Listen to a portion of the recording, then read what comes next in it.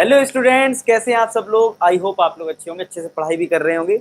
और एक बहुत इंपॉर्टेंट डाउट आ रहा है जो मैं कमेंट सेक्शन में देख पा रहा हूँ कि सर आपने ये तो बता दिया कि इस बार सीबीएसई में ये डिलीटेड पोर्शन आपने टिक भी करवा दिया, चैप्टर 1, चैप्टर 2, चैप्टर 3, जो जो क्वेश्चन आएंगे कुछ नहीं आएंगे।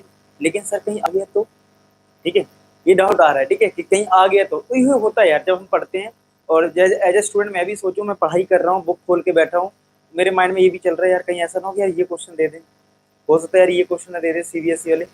अब थोड़ा सा मैं बात करता हूँ, ये सीबीएसई में ऐसा कभी होता है क्या कि पेपर में आउट ऑफ द सिलेबस चीजें आ जाएं, या ठीक है जो क्वेश्चन नहीं आना चाहिए वो भी आ जाए, ऐसा होता है क्या? तो मैं आपको बता दूं, हाँ कभी कभार हो जाता है ऐसा, कि आपने सुना भी होगा न्यूज़पेपर में ऐसा होता है कि पेपर लेंथी आता है, ये तो आपने बहुत बार सुना होगा, ठीक है। तो वो चलता है, लेंथी आना is not out of syllabus, ठीक है, लेंथी तो चलो टाइम टेकिंग था तो पेपर छूट गया, वो एक अलग केस है। लेकिन पेपर कई बार ऐसा आपने देखा होगा न्यूज पेपर में कि फिजिक्स में 2 क्वेश्चन जो है आउट ऑफ सिलेबस आ गए, वो सिलेबस के अंदर नहीं है, ठीक है। तो ऐसे ही आपने देखा होगा, ये चीजें होती रहती हैं। तो इस बार डिलीटेड पोर्शन है और वो भी चैप्टर के अंदर से है, तो कहीं ऐसा ना हो कि कोई क्वेश्चन आ जाए, ये माइंड में हमारे आ सकता है। तो पहले तो मैं आपको बताता हूँ कि कौन कौन से चैप्टर से आने के थोड़े बहुत चांसेस हैं, ठीक है। लेकिन फिर भी एक चीज मैं आपको लास्ट में बता दूंगा, ठीक है, वीडियो बीच में वीडियो बता दूंगा कि आपको उस अगर आपको नहीं कर रहे हो डिलीटेड पोर्शन, वैसे तो करना ही नहीं है, ठीक है, फिर भी कुछ चीजों होता है ना, हम अवेयर रहते हैं, वो मैं आपको वीडियो में अवेयर करवा रहा हूँ। साथ में आपको सॉल्यूशन भी बता दूंगा कि अगर आपने डिलीटेड पोर्शन नहीं करा तो डरने का 1% का 0.001% भी दिक्कत नहीं है। मैं आपको पूरी चीज क्लियर करता हूँ क्या है बेसिकली। देखो, अगर हम बात करें मैथ्स की, अगर मैं अपने मैथ्स की बात करूं, वैसे ही आप अदर सब्जेक्ट के लिए भी सोच लेना, बहुत अच्छा एक ट्रिक बता दूंगा मैं आपको इस चीज से बचने के लिए। जैसे मैं अगर बात करूं पहले चैप्टर रियल नंबर की, ठीक है, तो रियल नंबर में बेसिकली हमारी एक्सरसाइज 1.1 डिलीट है और 1.3। तो मैं आपको एक बात की श्योरिटी देता हूं कि 1.3 तो बिल्कुल नहीं आ सकती है। अब इसका मतलब ये नहीं आ सकता है, देखो 1.3 में क्या है बेसिकली कि √3 इरेशनल नंबर है, प्रूफ करो। तो यार देखो, प्रूफ नहीं करना है, लेकिन पता होना चाहिए कि √3 इरेशनल नंबर है, मतलब नॉलेज होनी चाहिए बस, प्रूफ आए चाहे ना आए, ठीक है। यानी इस चीज में ये ध्यान रखना है, यानी कि डिलीटेड पोर्शन में भी आपको किन चीजों का ध्यान रखना है वो मैं आपको गाइड कर रहा हूँ, ठीक है। एक है आपकी एक्सरसाइज 1.1 जो कि डिलीट है। 1.1 में यूक्लिड डिवीजन लेमा है, ठीक है, एचसीएफ निकालने का। तो ठीक है, यूक्लिड डिवीजन लेमा का प्रोसेस आपको नहीं समझना है, लेकिन छोटे छोटे कॉन्सेप्ट समझ सकते हो कि अगर हम 13 को 5 से डिवाइड करेंगे तो क्या रिमाइंडर आएगा। ऐसे छोटे छोटे लॉजिक हम direct without Euclid division lemma से समझ सकते हैं। तो उस पे अगर दे सकते हैं तो देंगे, अदरवाइज नहीं देंगे, ठीक है। तो यहाँ पे क्या है, 1.3 की बात करें तो बस पता होना चाहिए कि √3 के रैशनल नंबर, प्रूव करने की बिल्कुल जरूरत नहीं है।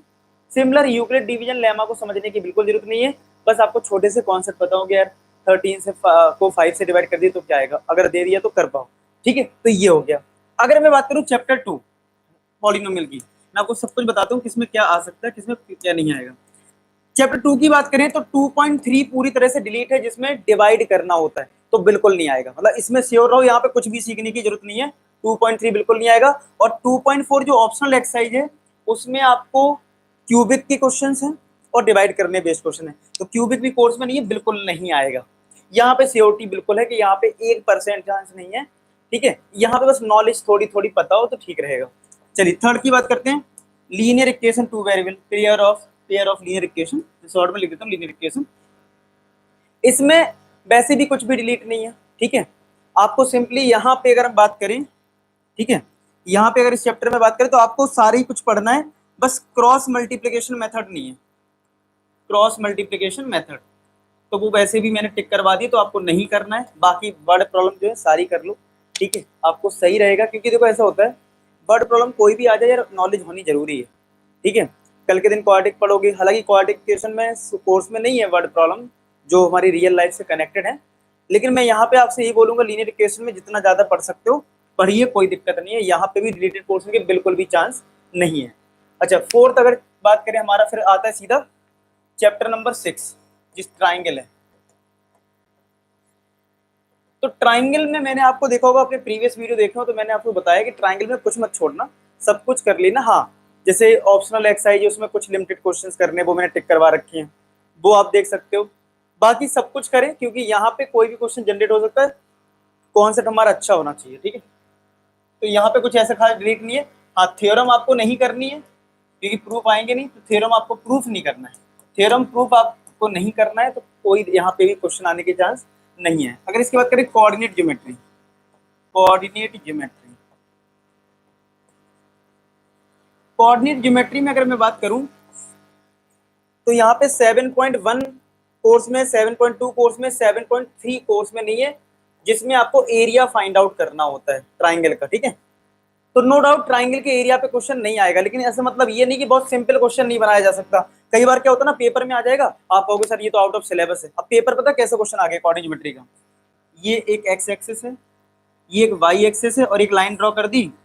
यहाँ पे पॉइंट है 5,0, यहाँ पे पॉइंट है 0,6 और तुमसे बोल दिया ये 0,0। अब तुमसे कह दिया find area of triangle, vertex से 0,0, 5,0 एंड 0,6। अब तुम लोग चिल्लाने लगोगे अरे सर ये तो 3 वर्टेक्स वाला क्वेश्चन आ गया, एरिया का क्वेश्चन आ गया। तो याद रखना ऐसा क्वेश्चन बनाया जा सकता है अगर इसका इन 3 पॉइंट को अगर मैं प्लॉट करूं तो सिंपल एक राइट एंगल ट्राइंगल बन रहा है। क्या बन रहा है? Right angle triangle. और राइट एंगल ट्राइंगल का एरिया होता है हाफ इंटू बेस तुम्हारा 5 है और हाइट तुम्हारी 6 है। सॉल्व कर दो। तो यहाँ पे कहाँ फॉर्मूला लगा, वो जो राइट ट्राइंगल का फॉर्मूला है, समझ रहे हो, जो कि 7.3 में दे रखा है। तो ऐसे आप कई बार क्या करोगे, गलती कर जाओगे। आप सोचोगे कि यार ये तो आउट ऑफ सिलेबस है, आप लोग क्वेश्चन छोड़ के आ जाओगे और सीबीएसई को ब्लेम करोगे। सीबीएसई एक्सेप्ट नहीं करेगा, आपको बहुत दिक्कत हो जाएगी। इसलिए ऐसी चीजें जब भी कोई आए, जैसे मैंने बोला फर्स्ट चैप्टर में ये डिवाइड वाला क्वेश्चन आ जाए तो कुछ लोग चिल्लाने लगेंगे सर ये तो यूक्लिड डिवीजन का है। ठीक है, लेकिन आप इसको लॉजिकली भी कर सकते हो। सिमिलर कोऑर्डिनेट ज्योमेट्री में इस टाइप का क्वेश्चन अगर आ जाए तो परेशान नहीं होना, कर लेना है। ठीक है, आई होप आपको ये बात समझ में आ गई होगी। हाँ, फॉर्मूला याद करने की जरूरत नहीं है, फॉर्मूला बेस्ड क्वेश्चन नहीं आएगा। हालांकि अगर कोई चीज आती है तो उसका भी मैं अभी बताता हूँ कि क्या सॉल्यूशन है। फिलहाल आप ये चीज समझ लो कि अगर ऐसा आ जाए तो डरना नहीं है। फिर आते हैं हम चैप्टर नंबर 8 पे। Chapter number 8 trigonometry, introduction to trigonometry है इस चैप्टर का नाम। और इसमें 8.3 एक्सरसाइज कोर्स में नहीं, जिसमें साइन 90 माइनस थीटा जो होता है वो कॉस थीटा होता है। तो यहाँ पे आपको टेंशन लेने की 1% भी जरूरत नहीं है, ये बिल्कुल नहीं आएगा, क्योंकि इसके क्वेश्चन अलग टाइप के होते हैं। मतलब ऐसा होता है ना, देखो ये क्वेश्चन ऐसा है कि इसको बनाया जा सकता है, लेकिन ट्रिग्नोमेट्री में कॉम्प्लीमेंट्री एंगल पे डिफरेंट क्वेश्चंस होते हैं, सेट होता है। वहां पे टीचर को भी क्वेश्चन देने में कोई परेशानी नहीं, उन्हें पता है यार ये कॉम्प्लीमेंट्री का रटा हुआ होता है बिल्कुल। तो यहाँ पे कोई चांस नहीं है 1% भी एक्स्ट्रा क्वेश्चन आने का। अब इसके बाद हमारा कौन सा चैप्टर आता है? Chapter number 12, area related to circle. Area related to circle, area related to circle. तो यहाँ पे तो सब कुछ आ ही सकता है, बस आपको 120 डिग्री वाला क्वेश्चन नहीं करना है। ठीक है, तो एक पर्टिकुलर क्वेश्चन तो वो नहीं आएगा। यहाँ पे भी कोई डिलीटेड पोर्शन से क्वेश्चन कभी नहीं आएगा। इसके बाद आता है प्रोबेबिलिटी। ठीक है, इसके बाद आता है हमारा प्रोबेबिलिटी 15 चैप्टर। तो यहाँ पे भी पूरा चैप्टर कोर्स में और एक एक्सरसाइज एनसीईआरटी में, तो यहाँ पे भी कुछ ऐसा डिलीट है ही नहीं। सारे चैप्टर हो गए, मैं चेक कर लूँ। 1 2 3 4 5 6 7 8, ठीक है, सारे चैप्टर मैंने डिस्कस कर ली। यानी अगर मैं कंक्लूजन करूं, अगर मैं एक कंक्लूजन करूं बेसिकली कि कितने चैप्टर में कुछ हो सकता है, जैसे रियल नंबर में ये बेसिक नॉलेज पे, और 1.1 में इस टाइप का छोटा सा क्वेश्चन। पॉलिनोमियल इन सब में कुछ नहीं आएगा, लीनियर केस में कुछ नहीं आएगा। कोऑर्डिनेट ज्योमेट्री में एक छोटा सा बेसिक क्वेश्चन बना सकते हैं, लेकिन वो टफ नहीं होगा। वो आप क्वेश्चंस की जब प्रैक्टिस करोगे, मतलब डिफरेंट बुक से एमसीक्यू और जो मैं प्रोवाइड कर रहा हूँ स्टडी मटेरियल, वहां से आप करोगे, आपको पता लग जाएगा छोटा क्वेश्चन कौन सा है। ठीक है, ये सारी चीजें। और यहाँ पे देखो ट्रिग्नोमेट्री में बिल्कुल नहीं आएगा। तो एक प्रकार से देखा है तो जो क्वेश्चन बन सकता है वो रियल नंबर में, ठीक है, डिलीटेड पोर्शन से कभी आज आ जाए बाई चांस, या कोऑर्डिनेट ज्योमेट्री से। ठीक है, अदरवाइज ऐसे बहुत ज्यादा चांसेस नहीं है किसी से बनने का। फिर भी अब आप लोग क्लियर हो जाओ कि डरना नहीं है। देखो कहीं नहीं डरना, पॉलिनोमियल में बिल्कुल मत डरना, लीनियर इक्वेशन में बिल्कुल मत डरना। ठीक है, ट्राइंगल में बिल्कुल मत डरो, प्रूफ नहीं आएंगे बिल्कुल। ठीक है, इसमें थोड़ा सा देख लेना। बाकी ट्रिग्नोमेट्री में भी नहीं डरना, यानी किसी चैप्टर में डरने की जरूरत नहीं, दिल से निकाल दो ये चीज अच्छी। बाकी मैं एक सॉल्यूशन बताता हूँ। और बाकी कोई चैनल पे नया है, अच्छा, सारे असाइनमेंट जो है वो टेलीग्राम पे अपलोड हो रहे हैं। मार्क्स बूस्टर पूरी तरह से अपलोड हो चुका है, इंपॉर्टेंट क्वेश्चन पूरी तरह से अपलोड हो चुका है। प्रीवियस ईयर शायद से 1-2 बचे हैं, सारी चीजें अपलोड हो रही है, टेलीग्राम पे ज्वाइन कर लेना। फिर भी कोई डाउट है सर मुझे समझ में नहीं आ रहा है, इंस्टाग्राम पे मैसेज करो। ठीक है, अब बात करें इस चैनल पे, तो आप क्या करें, इस चैनल पे जाएं, इसकी प्लेलिस्ट पे जाएं, अपना ही चैनल है आशीष फॉर स्टूडेंट, ठीक है। यहाँ पे अगर मान लो आपको रिवीजन करना, आपने सारे चैप्टर्स कर लिए हैं, इस वीडियो पे क्लिक करो, वन शॉट वीडियो, आपको सारे चैप्टर वाइज वीडियोस मिल जाएंगे। एमसीक्यू क्वेश्चंस करनी है चैप्टर वाइज, सारे मिल जाएंगे। देखो मैं करके दिखाता हूँ, ये प्लेलिस्ट है, देखो लाइन से सारे चैप्टर्स आ गए, तो आप आराम से प्रैक्टिस कर सकते हो, ठीक है। ये हो गया। फॉर्मूले का रिवीजन करना है, वन शॉट में ये कर सकते हो। मैं जो असाइनमेंट देता हूँ मार्क्स बूस्टर, उनमें कौन से क्वेश्चंस करने कौन से नहीं करने वो मैंने टिक करवा दिए हैं। एनसीईआरटी एग्जाम्पलर अगर आप करते हो तो वहां पे भी मैंने टिक करवा दिया, इस बार बोर्ड एग्जाम में कौन से क्वेश्चन नहीं आएंगे डिलीटेड पोर्शन में, कौन से, ये सारी चीजें। अब मैं आपको बताता हूं कि क्या अगर बाई चांस कोई डिलीटेड पोर्शन आ जाता है पेपर में, ठीक है, तो उस केस में अगर आपसे क्वेश्चन बने तो टिक कर देना, नहीं बने तो छोड़ देना, क्योंकि सीबीएसई आपको उसका मार्क्स देता है।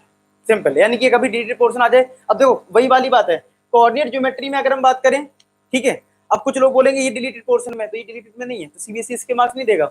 लेकिन हाँ, अगर कोई ऐसा क्वेश्चन आता है जो सिलेबस में नहीं था तो सीबीएसई आपको फुल मार्क्स देता है, तो इसलिए आपको डरने की जरूरत नहीं है। अगर इनकेस आ भी जाए तो कोई परेशानी नहीं है, पेपर में नंबर आपको मिल जाएंगे, बस वो श्योर हो कि वो आउट ऑफ द बॉक्स है। जैसे कॉम्प्लीमेंट्री एंगल है 90 माइनस थीटा, बाई चांस आ गया तो आपको फुल मार्क्स मिलेंगे। आया समझ में? तो मैंने बताया था ना कि आपको रामबाण बता दूंगा कि आपको करना क्या, आपको टेंशन बिल्कुल नहीं लेनी। अब दिमाग से निकाल दो, कोई रिलेटेड पोर्शन आ भी जाए तो कोई दिक्कत नहीं, नंबर पूरे मिल जाए, ठीक है। तो आई होप इस वीडियो से आपको क्लियरिटी आ गई होगी कि डरना नहीं है, पढ़ना है, पढ़ते रहिए, फोड़ देना है, और कमेंट सेक्शन में बताना कि आप डिलीटेड पोर्शन कर रहे हैं नहीं कर रहे हैं, ठीक है।